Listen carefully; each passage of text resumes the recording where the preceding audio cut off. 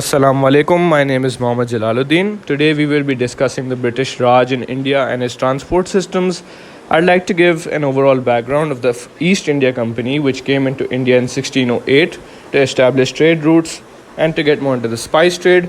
From there on, it went on to establish the British Raj of 1858 to 1947. The British Raj had a wide array of transport systems which were equally important into establishing their control, such as the railway system, which made trade accessible to larger cities very easily and could also transfer bulkier goods easily.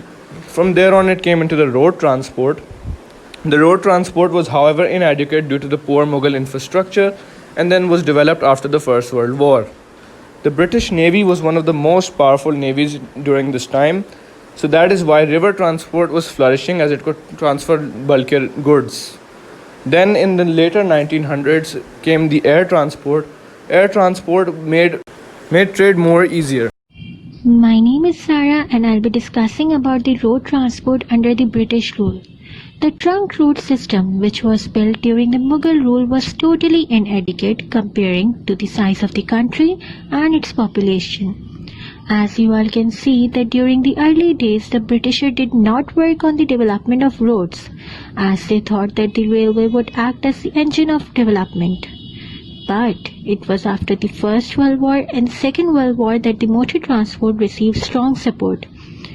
In 1927, a committee on road development was set up and it recommended larger financial assistance. Road transport received a severe competition from the railway. In an effort to bring fair competition between rail and road in a coordinated manner, the Motor Vehicle Act was passed in 1939. Efforts were made to connect roads to major cities, ports and market of the country. Thank you. In this video, we will talk about the transport and communications through sea routes during colonial or the British Raj period. As we all know that Britishers came into India through sea.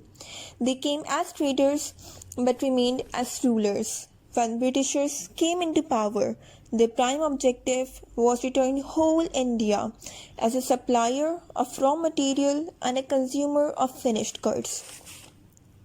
During 18th and 19th centuries, water transport in colonial India was a flourishing industry. Watercourses in the Indian subcontinent played a dominant role in the growth of human life and civilization. River canals and ports formed practical means of communication than did the land route.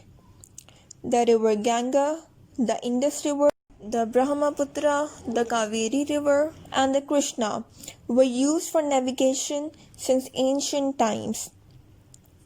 A telling example is provided in a manuscript recently found in Odisha, former name Orissa, an Indian state, which reveals that in the 13th century, during the construction of the great Konark temple, stone slabs were brought from Nilgiri mountains by means of rafts or small river crafts.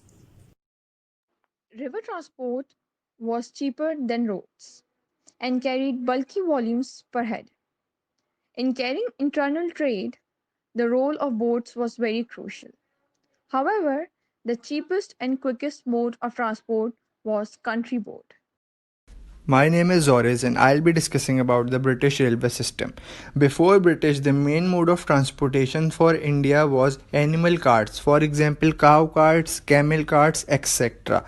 British wanted a railway system in India for trading purpose, which includes transportation of raw materials and goods to the port and as well as for the ease of their British officers. They collected huge taxes from Indians and built numerous railway tracks around the country. First train ran from Madras in 1837.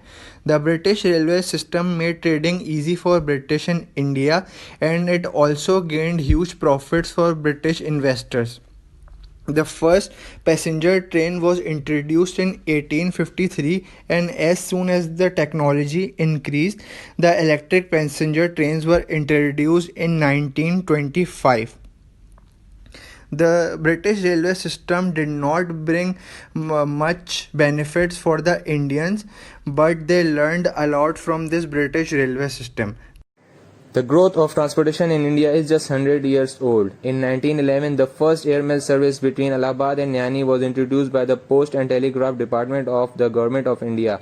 They were using planes just for communication at first. They used a Humblebee plane which was piloted by Henry Pigott. He covered around 6 miles.